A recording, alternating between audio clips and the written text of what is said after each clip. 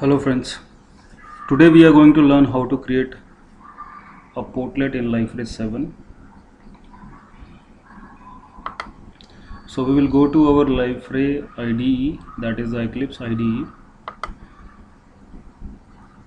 I am having my Liferay server already started.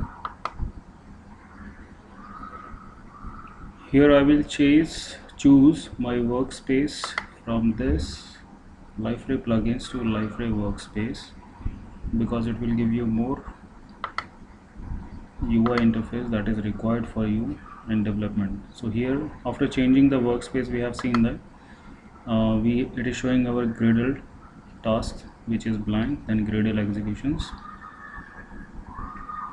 So in Liferay 7, all the portlets are developed as modules because it uses OSGI from Liferay 7. So that is why all the components or the plugins that are being created are created as a module. So create a first portlet. We will right click on Project Explorer and choose New Liferay Module Project.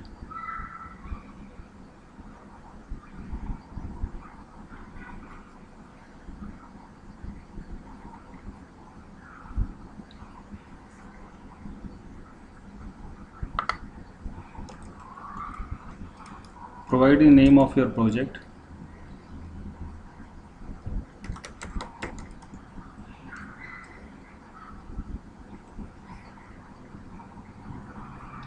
This is you are saying the workspace, it says, so it will be created inside that workspace. If you want to change it, then you can change it by unchecking this default location. And here you can see the build type is Gradle module or Maven module, whatever you want you can choose. And here the project template name, you can create portlet, then there are other options that you can create, service builder or theme,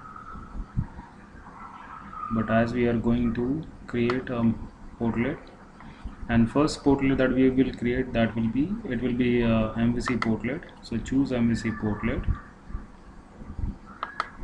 Next, provide name of your controller.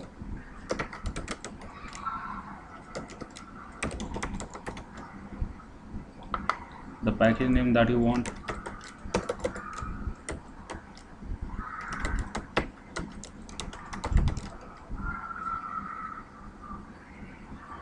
Finish. We don't need any property right now.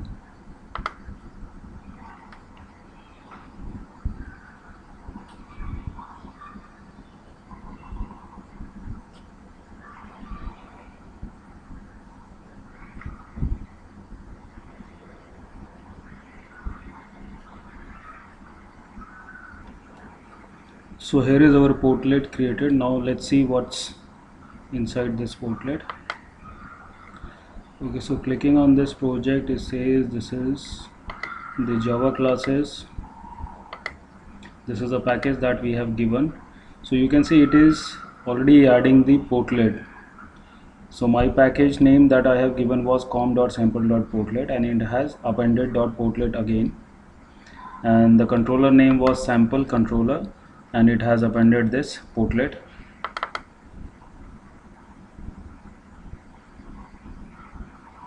And then in resources, content, language properties. So if you're already working with Liferay, you would be knowing what is the use of this language dot properties. It is used for internationalization. In MetaNF resources folder, you can see the JSPs are automatically generated. So init.jsp is used to put the common tag lib imports or common code inside that, and view.jsp is the main JSP that will be shown in the front end. So here you can see it is using a key sample.caption. So this key is available in this language.properties.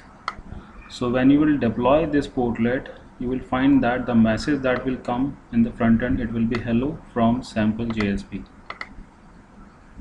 So it has made the use of language keys, and this is the most preferred way to show a message. We should always put our messages or strings inside the language properties, so that in future it will be easy for maintenance. These are the Gradle related files, and this is a normal folder structure for SRC, which we are seeing above as package. So it's the same, and this is the build.gradle file that actually builds our project.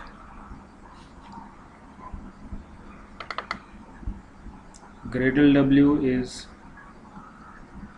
for Unix systems, then gradlew.bat is for Windows system. Now we will see what code has been generated in the portlet or the controller class. So here you can see by default it has imported the MVC portlet because we have created the MVC portlet. So this is the package where MVC portlet lies, and we are extending the MVC portlet, and it is making use of the annotations component. So this class has been declared as component, and here you can see the properties. The first property, it says com liferay portlet display category. So this is the display category. If you have worked with liferay, prior versions of liferay prior to liferay 7, you would be knowing like this category, display category, used to be there in liferay display XML, and this instantiable true, it was also part of the liferay portlet.xml. So these are the properties that in liferay 7 they have moved it to the class itself or the portlet itself instead of the XMLs. So display name, template path, view template, that is a view JSP. You can change it to the path that you want if you have changed the path of your JSP. Then the path of your resource bundle, that is the language properties file.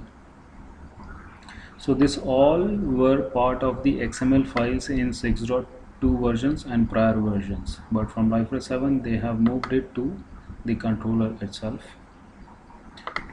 So here we will not write much code, but we will just write some console outputs.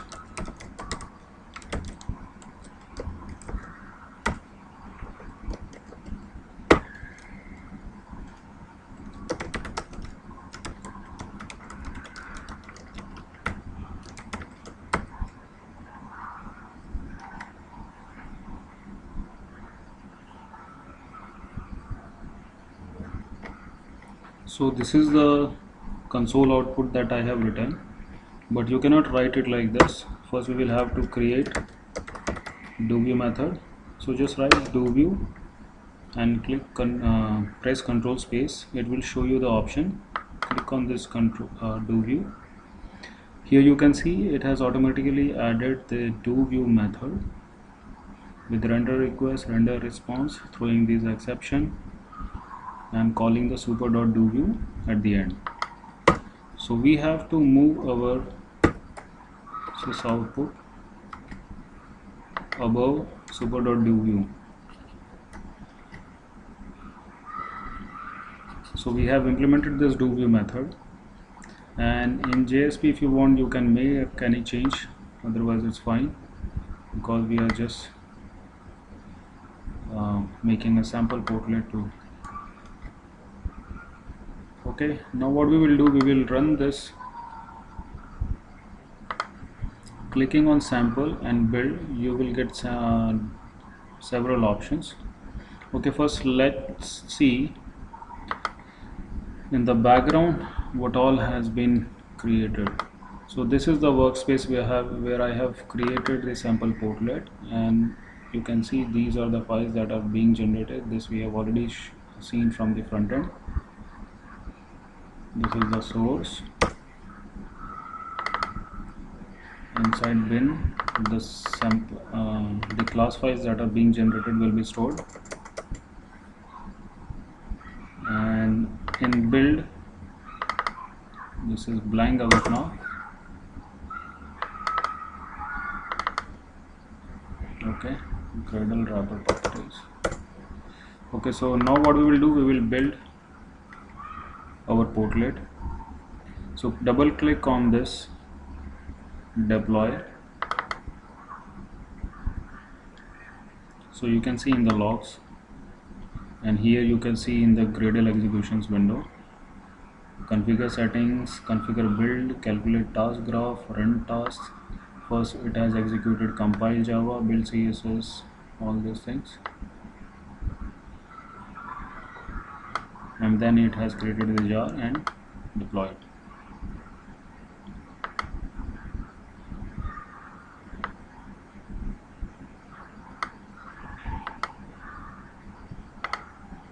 Okay, so now we will go to our directory structure.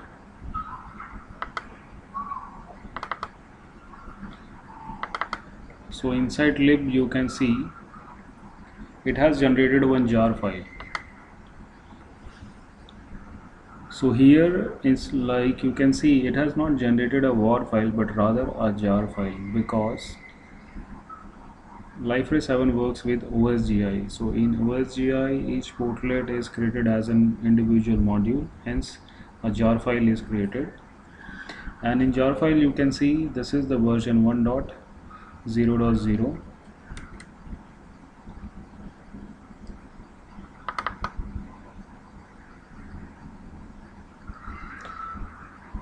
Let's go through this build.gradle file also. So here the build script dependencies, and you can see whatever dependencies that you have in your portlet you will have to add it here. So like here it is taking the Liferay dependencies, plugins.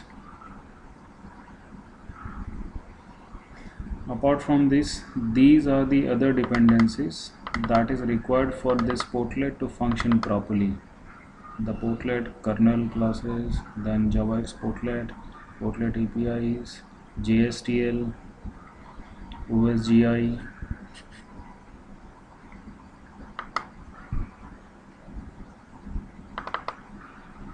So now we will deploy our jar file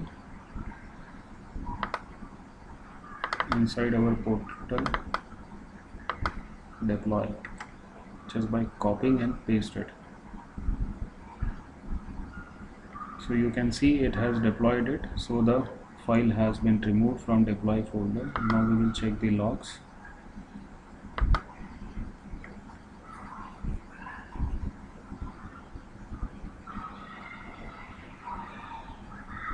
Okay, so here you can see processing com sample portlet jar and started the jar. So it has deployed now. So now we will deploy our portlet in Liferay. We will add it to our page. So you will have to log into your Liferay. Click on this add button. So this is sample category which comes by default with Liferay. So here you can see a portlet has been added, the sample portlet. Click on add.